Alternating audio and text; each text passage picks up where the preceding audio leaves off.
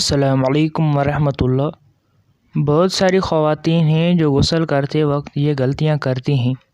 وہ غلطیاں کون سی ہیں جس کی وجہ سے وہ جتنا نہا لیں، جتنا غسل کر لیں، لیکن وہ ناپاک ہی رہتی ہیں؟ اب سمجھیے گا۔ سب سے پہلے ایک چیز سمجھ لیجئے کہ غسل میں 3 فرائض ہیں۔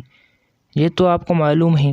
نمبر 1 پر کلی کرنا، نمبر 2 پر ناک کی نرم ہڈی تک پانی چڑھانا، نمبر 3 پر پورے بدن پر، پورے جسم پر پانی بہانا، حتیٰ کہ جسم کا کوئی بھی حصہ بال برابر بھی خشک نہ رہ جائے۔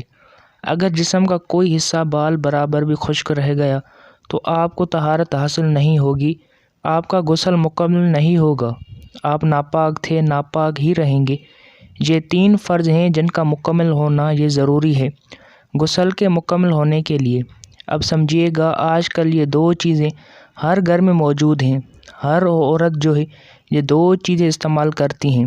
بہت ہی کم خواتین ہوگی جو یہ 2 چیزیں استعمال نہیں کرتی۔ خاص طور پر جو نوجوان لڑکیاں ہیں، جو ینگ جنریشن ہیں، وہ یہ 2 چیزیں ضرور استعمال کرتی ہیں۔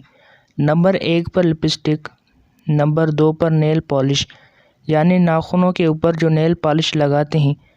نمبر 1 پر، نمبر 2 پر لپسٹک۔ اب یہ ایسی چیزیں ہیں، اگر کسی عورت نے نیل پالش لگائی اور اس کے اوپر غسل فرض ہو گیا، یعنی میاں بیوی نے جو ہے وہ ملاقات کی، یا پھر اسی طرح عورت کو احتلام ہو گیا، یا پھر حیض و نفاس کی وجہ سے عورت پر غسل فرض ہو گیا، کسی بھی سبب اس کے اوپر غسل فرض ہوا اور نیل پالش اس نے لگا رکھی ہے۔